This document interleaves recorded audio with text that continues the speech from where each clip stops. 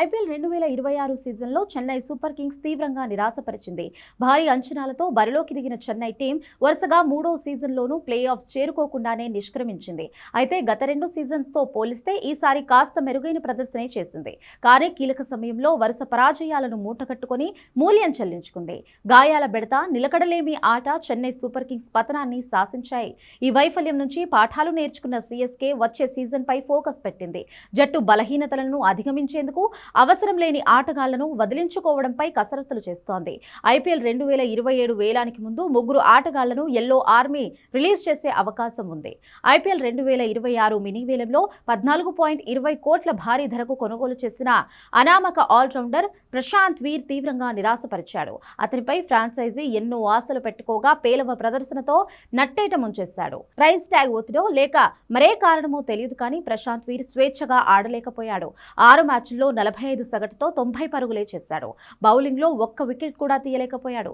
ఈ ప్రదర్శనతో తుది జట్టులో చోటు కోల్పోయి బెంచ్కే పరిమితమయ్యాడు.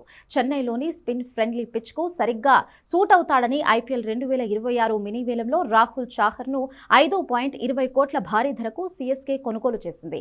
కానీ అతను ఈ సీజన్లో ఒకే ఒక్క మ్యాచ్ ఆడి దారుణంగా విఫలమయ్యాడు. 4 ఓవర్లు బౌలింగ్ చేసి 11.26 ఎకనామీతో 46 పరుగులు సమర్పించుకున్నాడు. ఈ ప్రదర్శనతో తుది జట్టులో చోటు కోల్పోయిన రాహుల్ చాహర్ బెంచ్కే పరిమితమయ్యాడు. అఖిల్ హుస్సేన్, నూర్ అహ్మద్ సత్తా చాటడంతో రాహుల్ చాహర్ను ఆడించే అవకాశం లేదు. ఐపీఎల్ 2027 వేలానికి ముందు రాహుల్ చాహర్ను వదిలేసి అతని స్థానంలో మంచి భారత స్పిన్నర్ను కొనుగోలు చేయాలని సీఎస్కే భావిస్తోంది. అలాగే 75 లక్షల కనీస ధరతో జట్టులోకి వచ్చిన సర్ఫరాజ్ ఖాన్ ఈ సీజన్ ఆరంభంలో వరుసగా అవకాశాలు అందుకున్నాడు. మిడిల్ ఆర్డర్ బ్యాటర్గా దూకుడుగా ఆడుతూ వేగంగా పరుగులు చేశాడు. కానీ జట్టు కంటే వ్యక్తిగత ప్రదర్శనకే సర్ఫరాజ్ ఖాన్ ఎక్కువ ప్రాధాన్యత ఇచ్చాడు.